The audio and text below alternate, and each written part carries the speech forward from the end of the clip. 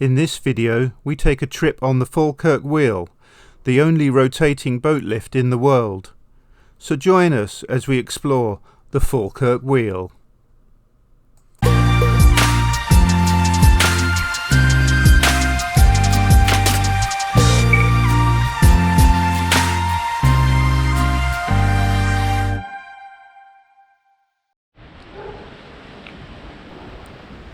Today we take a ride on the world's only rotating boat lift, the Falkirk Wheel.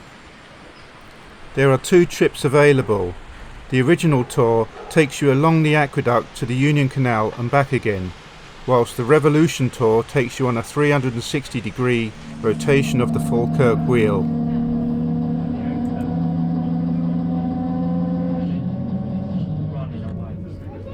There are two boats available for trips.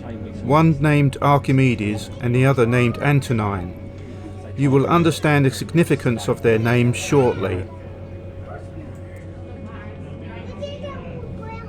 Today we are taking the original tour and our boat is called Antonine.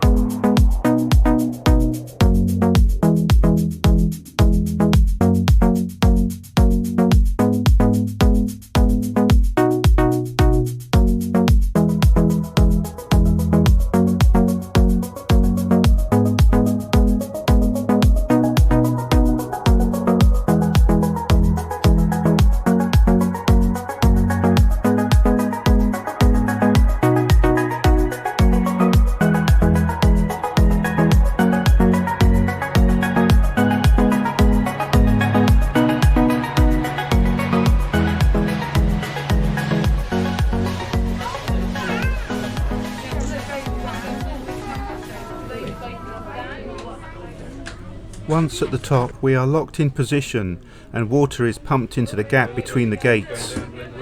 The gates then fold down flat underwater, allowing us to pass over them.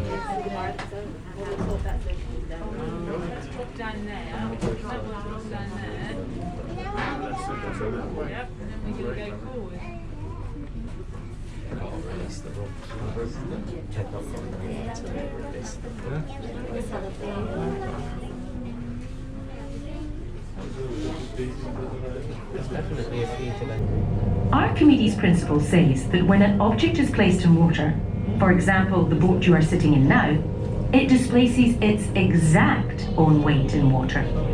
The amount of water that moves out of the way to make room for us is equal in weight to the boat itself.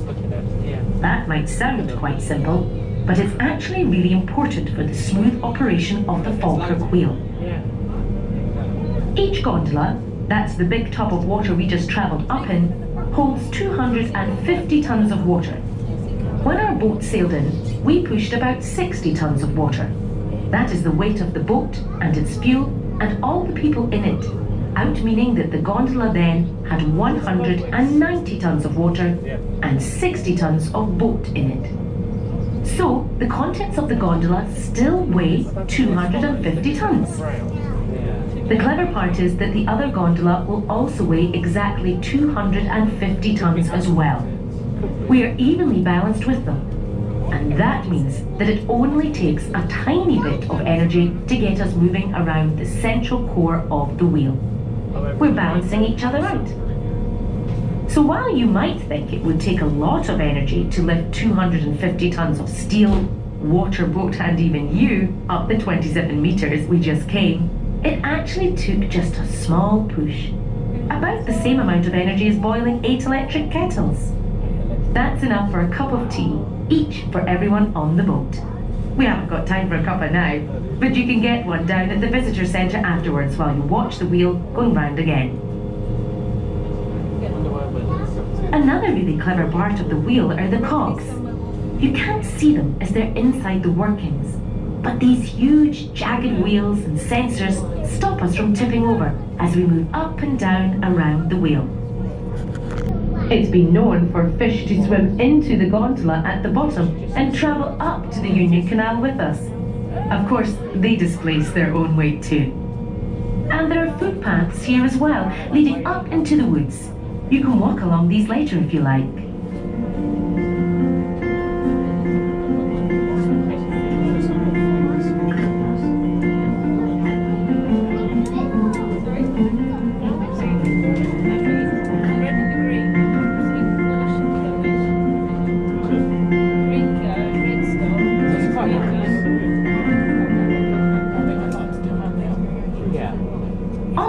Side of the boat as we enter the tunnel, you'll see a sign reading Roughcastle Tunnel. A castle? You can't see a castle near here. That's because we're about to travel underneath it. Well, almost. There's a Roman castle fort on the hill really quite close by. It was placed there around the year 143 AD as part of a network of military bases built by the Romans to defend the area. The castle forts were built by the military to control people and keep them out of the northern border of what was then the Roman Empire. Now you'll almost certainly be aware of another Roman emperor, best known for his wall in northern England. The wall above you now wasn't built by Hadrian though. It was constructed during the reign of Emperor Antoninus Pius.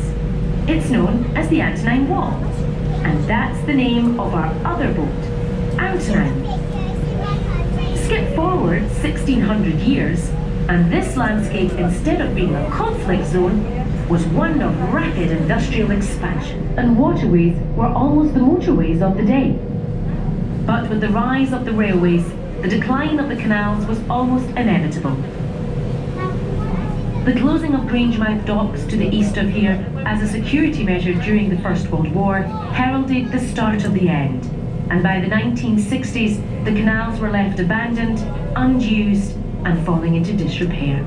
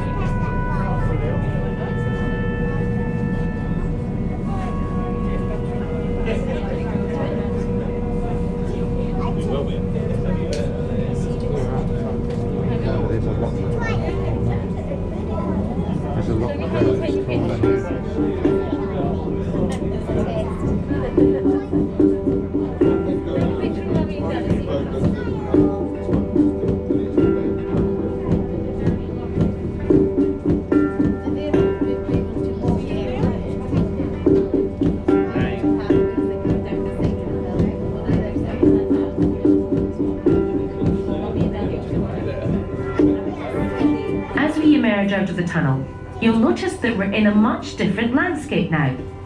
More intimate, and certainly not quite such grand views as on the other side. When we turned around and gone back through the tunnel, you'll appreciate the views from there, looking out over central Scotland from a scenic vantage point. But for a moment, enjoy the canal side setting. The land around here is stunning and ready for exploration, if you're so inclined. From the visitor centre, there are 3 walks of different lengths exploring this area, including the remains of the Roman fort and the Antonine Wall. Ask for a map in the visitor centre, or you can hire bikes and make your way 6 kilometres east along the canal path to see the Kelpies. 2 majestic 30-metre high sculptures of horse heads rising out of the water. These Celtic water horses are not only a link with the mystical mythology of Scotland, but are also a reminder of the vast numbers of horses who worked on the canals pulling barges for years on end. Today we run our boats on diesel. Compared to days gone by, it means there's no horse waste left by the side of the canal towpath anymore. And we can now travel faster and in almost all weathers too.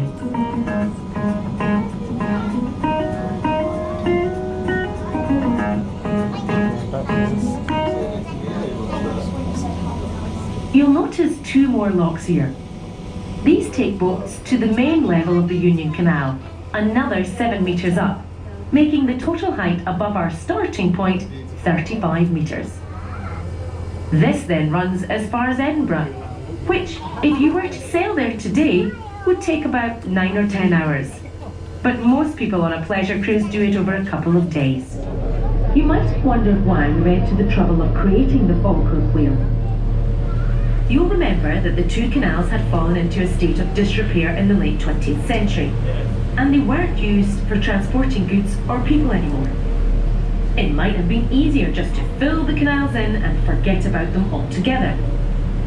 But then, in the late 1990s, it was realised that the redevelopment of these waterways could create what became known as a corridor of opportunity right across the central belt of Scotland.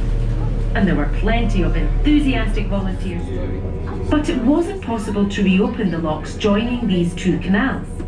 They were filled in and now have blocks of flats built on them. So a new solution was needed, hence the Falkirk Wheel. Not only does it link the two waterways, but it gives us a chance to celebrate Scottish design and ingenuity once again. Okay, as we're coming towards the end of our time on this level, I just have time to share some of the facts and figures of the Falkirk Wheel. It was opened in May 2002 by Her Majesty the Queen, although she never actually rode it like you have today. There are 15,000 bolts in the structure, pressed into 45,000 bolt holes. And each one was tightened by hand. The two gondolas between them hold 1 million litres of water and can lift the weight of 100 elephants. And it does all that in just 5 minutes, using the power of a few electric kettles. Amazing, isn't it? If you were thinking of getting one for yourself, do be aware that the price tag comes at a whopping £20 million. We're heading back into the gondola now, so that we can rotate back down to the lower level, 25 metres below. This is a great place to take in the view if the Scottish weather has been kind to us today.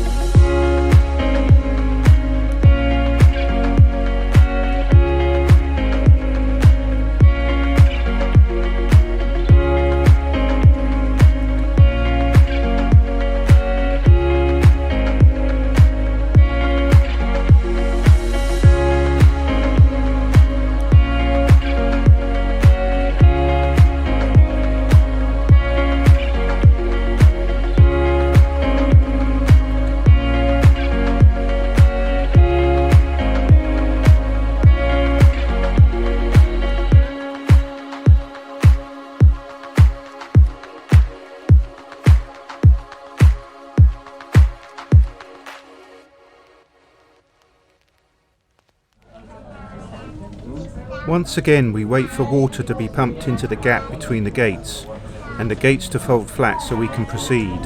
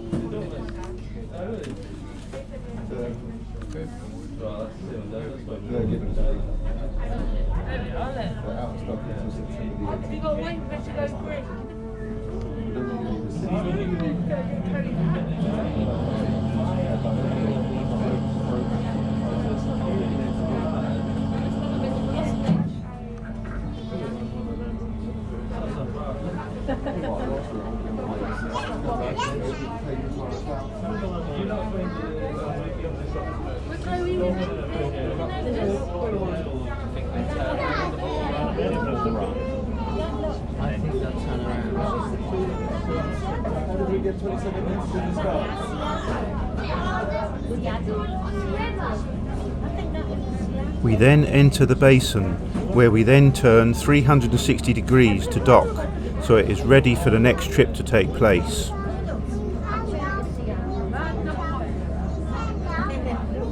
Other activities to do at the Falkirk Wheel include water zorbing, where you can experience the thrill of walking on water without getting wet, mini golf, bumper boats, pedal boats for the kids, a splash zone, or why not hire a bike or Segway to explore the area on.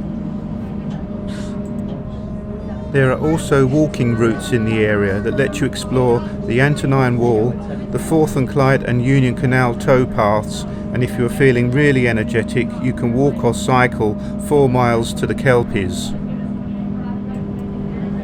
The Kelpies is where we are heading next, so check out my upcoming video to see Helix Park and our trip to the Kelpies.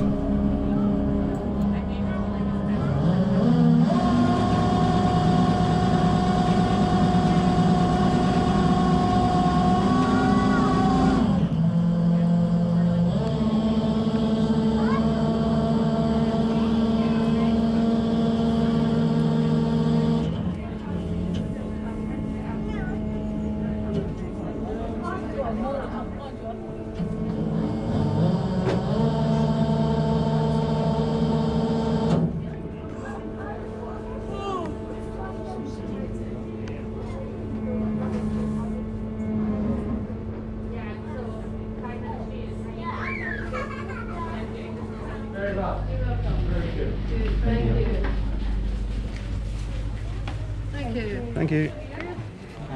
You're welcome.